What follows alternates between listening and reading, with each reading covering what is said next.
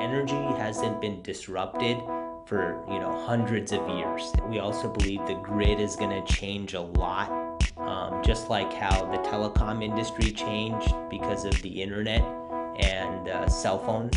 Yeah, power generation is moving from centralized to decentralized. So instead of one main area generating all the power and then pushing it out, power will be generated at the site where it's being used, at the homes, powering the cars, powering families and life.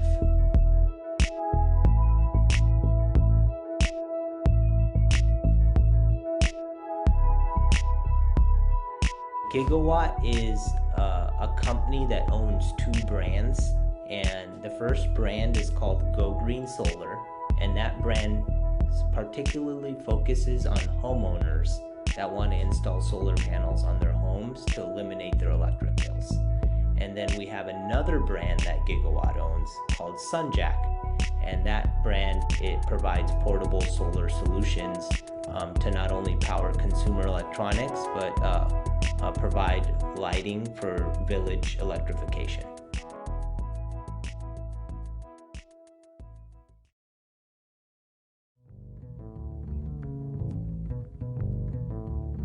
I grew up in West Covina, California. That's where I was born and raised, and I come from an East Indian American family. My family immigrated here about 40 years ago. In middle school and high school, I played a lot of sports. I was playing baseball in club. I did some karate classes.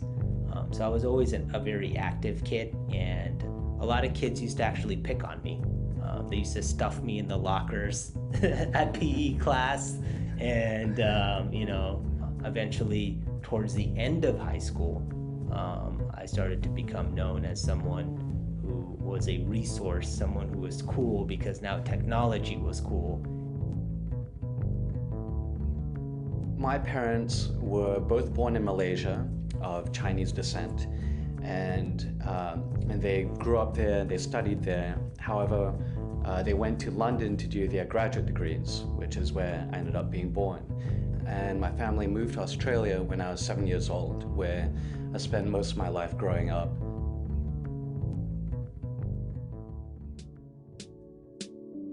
My dad was into computer science. He was a computer engineer at United Airlines, and he brought home an old computer, with MS-DOS before Windows. So, and he put that in my room, and basically he said I should learn this thing. So I was really advanced with computers and technology in late elementary school. I had a kind of a varied degree of interests growing up, ranging from archery in the backyard to learning lockpicking. I felt that growing up in a lot of ways, I never quite fit in, so maybe that led to the path of entrepreneurship, where I was taking a slightly different road or a different path. Here's some examples of a little bit of a company culture.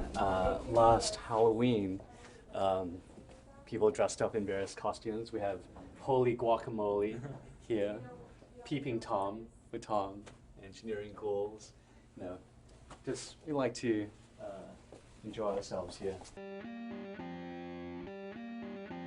After I was in the financial industry and I started the blog Go Green Solar, I went to basically a cross point in my life. And one day my boss at the financial company really pissed me off due to a political reason at work. And that day I decided to quit.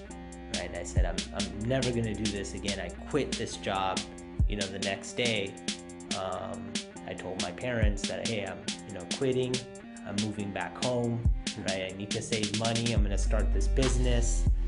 And at first they were really reluctant, and then they said, okay, give it a try, and they let me move back home. And then I kicked off Go Green Solar.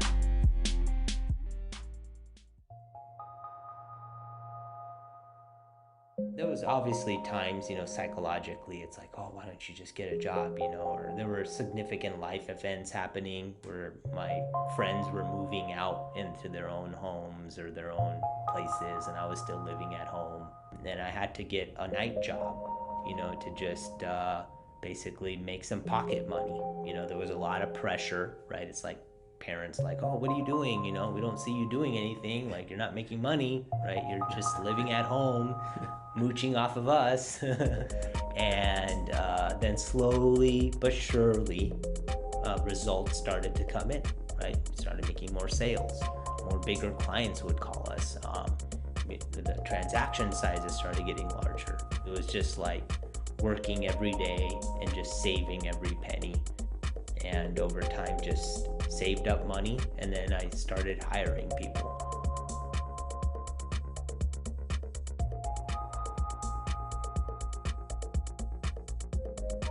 Living in LA, I would love a future with clean air, that I could essentially breathe the exhaust out of a car and not have to worry about it.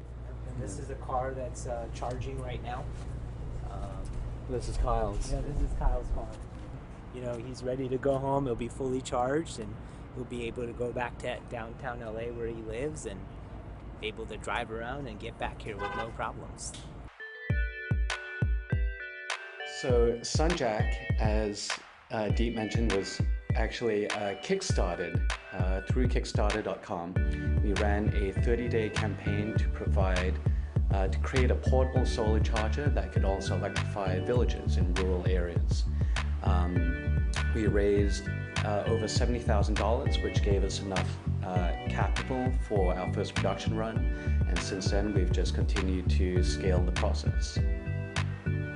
We've donated and worked with governments overseas to donate several units to electrify villages, where it would have taken years and a lot of money to build out a power grid infrastructure.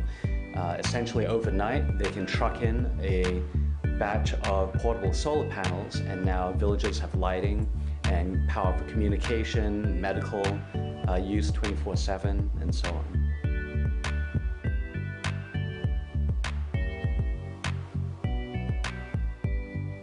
We have an antiquated grid, right? It's over 100 years old, all these power lines and things like that.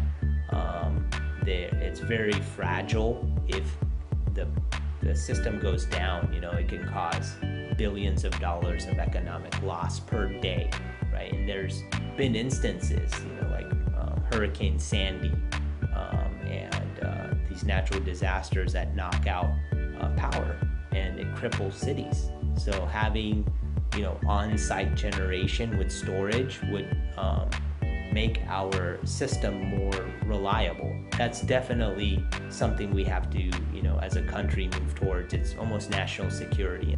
And we believe the answers, falling from the sky every day.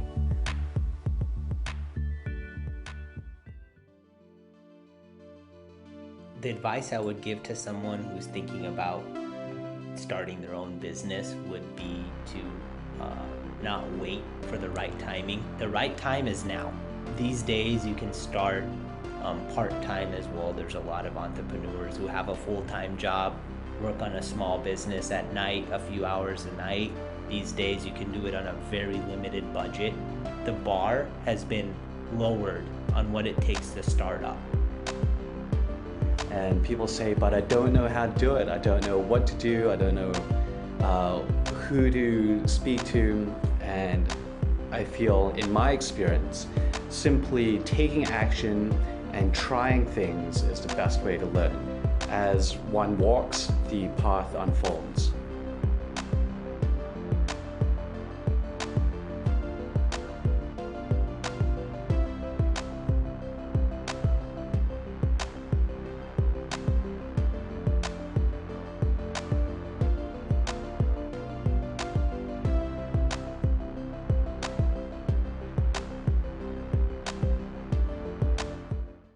Hey NBC News fans, thanks for checking out our YouTube channel. Subscribe by clicking on that button down here, and then click on any of the videos over here to watch the latest interviews, show highlights, and digital exclusives.